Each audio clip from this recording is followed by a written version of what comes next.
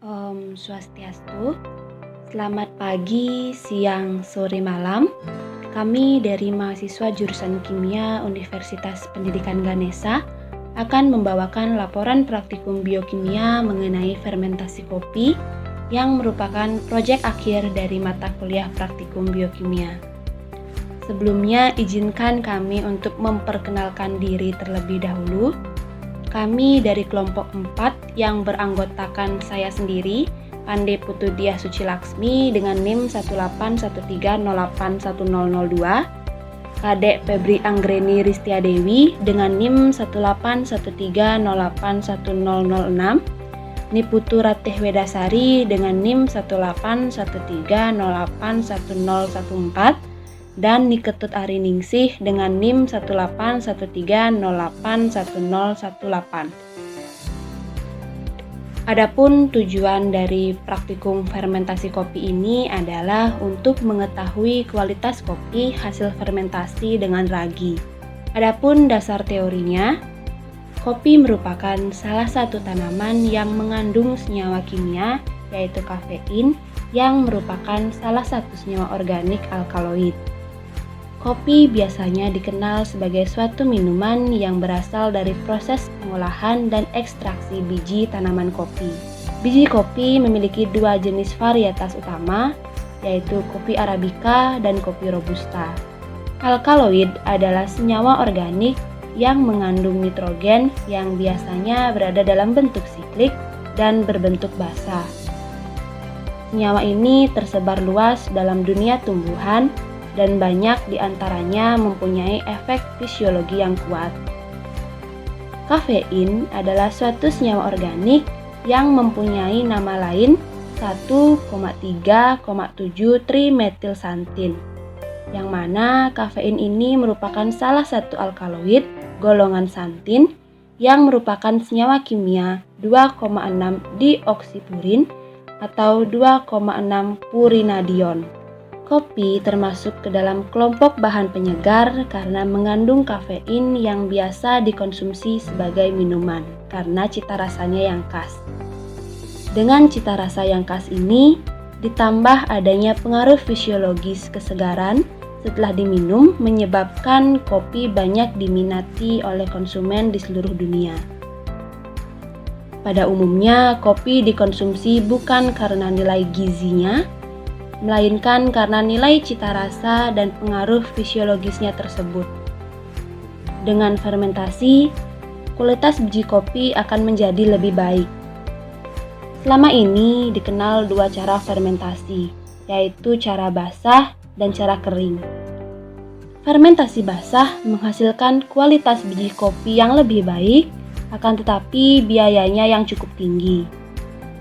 Fermentasi kering dengan menggunakan ragi ternyata mampu untuk mendongkrak kualitas biji kopi sehingga tidak kalah dari fermentasi basah. Sebuah jenis kopi, baik kopi Arabica maupun kopi Robusta, akan meningkatkan kualitasnya apabila pasca panennya melalui proses fermentasi.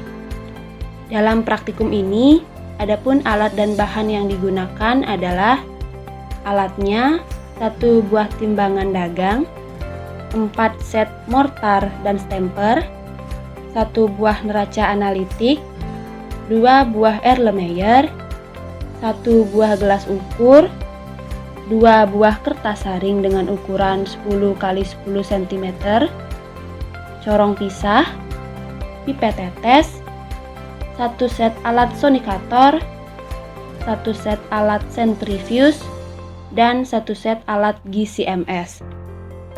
Adapun bahan yang diperlukan adalah kopi Arabica sebanyak 200 gram, ragi lokal sebanyak 10 ml, dan metanol sebanyak 10 ml.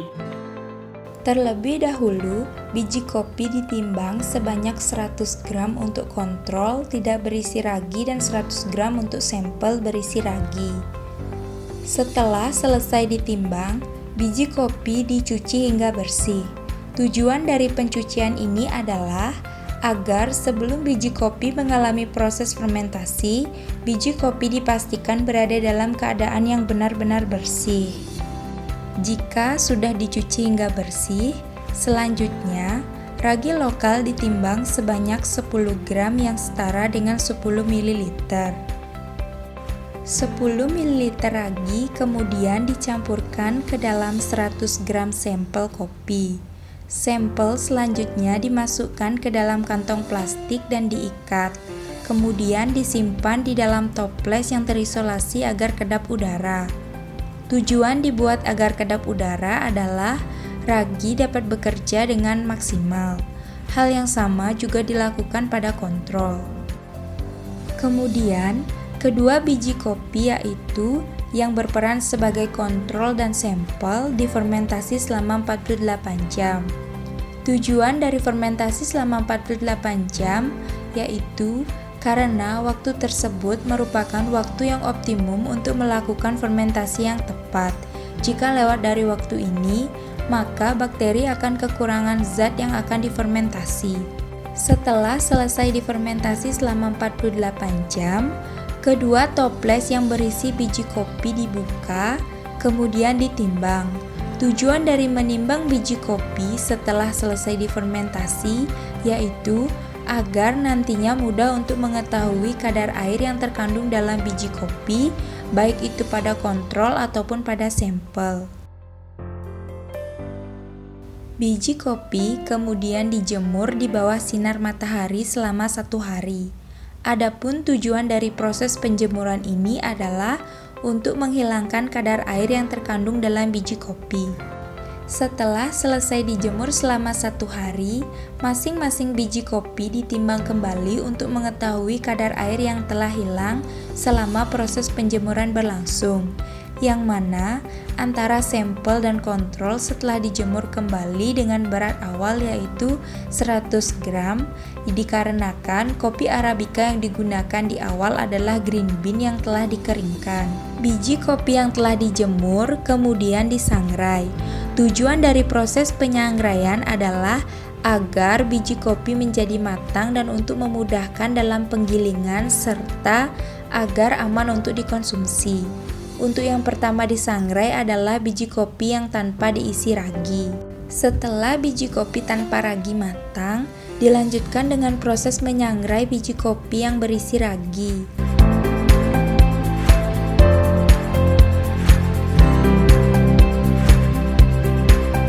Setelah kontrol dan sampel biji kopi selesai disangrai, hasil sangraian kemudian disimpan dalam wadah penyimpanan selama semalaman. Seusai didiamkan selama semalam, percobaan dilanjutkan dengan proses penggilingan atau penumbukan kopi yang sudah disangrai dengan mortar untuk mendapatkan bubuk kopi. Percobaan ini dilakukan di laboratorium jurusan kimia FMIPA Undiksa. Proses mortar dilakukan selama kurang lebih 2 jam hingga didapatkan bubuk kopi yang sudah halus.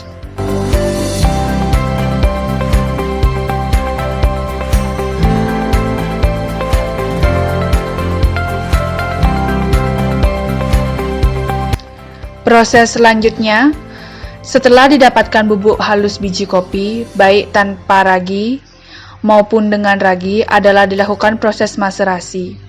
Dalam proses ini digunakan sebanyak 1 gram bubuk kopi, yang mana proses maserasi merupakan proses perendaman sampel menggunakan pelarut organik pada temperatur ruangan. Proses ini sangat menguntungkan dalam isolasi senyawa bahan alam, karena dengan perendaman sampel tumbuhan akan terjadi pemecahan dinding dan membran sel akibat perbedaan tekanan antara di dalam dan di luar sel, sehingga metabolit sekunder yang ada dalam sitoplasma akan terlarut dalam pelarut organik dan ekstraksi senyawa akan sempurna, karena dapat diatur lama perendaman yang dilakukan. Pelarut yang digunakan adalah metanol sebanyak 10 ml. Proses mencampurkan bubuk kopi dengan metanol dilakukan di ruang asam, dikarenakan ruang asam berfungsi untuk memastikan keamanan bagi praktikan dari paparan asam yang berbahaya dari suatu bahan atau reagen kimia yang digunakan. Selanjutnya, dilakukan proses sonikasi dengan menggunakan alat sonikator. Sonikator digunakan untuk memecah senyawa atau sel untuk pemeriksaan lebih lanjut.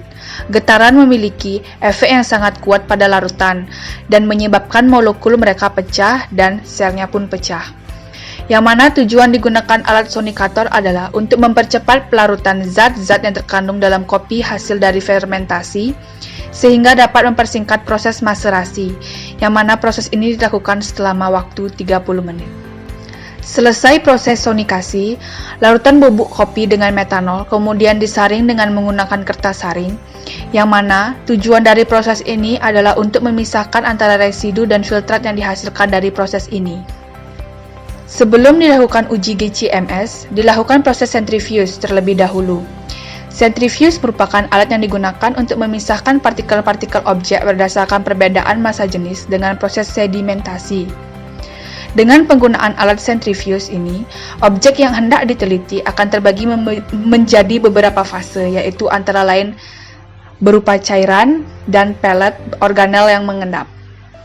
Setiap sampel diinjeksi ke dalam kuvet terlebih dahulu sebelum dimasukkan ke alat centrifuge. Proses centrifuge dilakukan selama 30 menit pada temperatur 25 derajat Celcius dengan kecepatan putaran 6750 rpm. Setelah didapatkan ekstrak kental sampel kopi, selanjutnya dilakukan uji GCMS. Uji GCMS dilakukan di Laboratorium Forensik Polda Bali. Perjalanan menuju lab forensik dari kota Singaraja memerlukan waktu kurang lebih selama 2 jam perjalanan.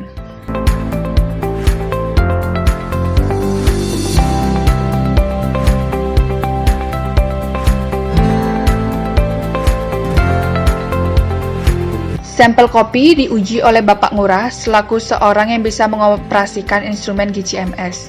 Sampel yang diinjeksikan adalah sebanyak 1 mikroliter. GCMS adalah gabungan dari alat GC dan MS. Sampel yang dianalisis akan dipisahkan dahulu dengan alat GC, gas kromatografi, kemudian diidentifikasi dengan alat MS, mass spectrometry. GC dan MS merupakan kombinasi kekuatan yang simultan untuk memisahkan dan mengidentifikasikan komponen-komponen campuran dalam suatu sampel. Adapun hasil GCMS untuk sampel tanpa ragi adalah sebagai berikut. Pada hasil GCMS tanpa ragi, diketahui terdapat 15 puncak dengan senyawa kafein yang terdeteksi pada puncak ke-6 pada menit ke-17,533. Kemudian kemiripan massa molekul kafein ada pada hasil GCMS yaitu 194,2. Sedangkan pada library GCMS yaitu 194. Hal ini menunjukkan kafein yang didapat memiliki kemiripan yang baik, kemudian kualitas kafein sebesar 93-94 menunjukkan hasil yang baik karena mendekati 100. Dan perbandingan kadar kafein dengan senyawa lainnya yang ada pada sampel yaitu sebesar 19,821%. Hasil GCMS untuk sampel dengan ragi adalah sebagai berikut. Pada hasil GCMS dengan ragi, diketahui terdapat 17 puncak dengan senyawa kafein yang terdeteksi pada puncak ke-9 pada menit ke-17,531. Kemudian kemiripan massa molekul kafein ada pada hasil GCMS yaitu 194,2, sedangkan pada library GCMS yaitu 194. Hal ini menunjukkan kafein yang didapat memiliki kemiripan yang baik. Kemudian kualitas kafein sebesar 93-94 menunjukkan hasil yang baik karena mendekati 100. Dan perbandingan kadar kafein dengan senyawa lainnya yang ada pada sampel yaitu sebesar 22,651%. Dari hasil percobaan yang sudah dilakukan, dapat disimpulkan bahwa kualitas kopi dengan menggunakan ragi lebih baik daripada tanpa menggunakan ragi.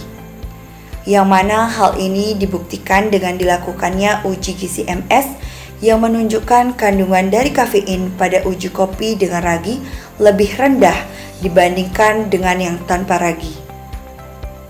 sehingga kopi hasil fermentasi lebih baik dan aman untuk dikonsumsi karena kadar kafeinnya lebih rendah. Serta dari uji organoleptik yang dilakukan, rasa kopi yang menggunakan ragi lebih enak baik dari segi rasa maupun aroma jika dibandingkan dengan rasa dan aroma dari kopi tanpa ragi. Dari aroma kopi yang menggunakan ragi menghasilkan aroma yang manis, harum dan tidak menyengat jika dihirup, berbanding terbalik dengan yang tidak menggunakan ragi yang menghasilkan aroma yang menyengat di hidung. Dari segi penampilan, kopi dengan ragi warnanya lebih cerah daripada yang tidak menggunakan ragi.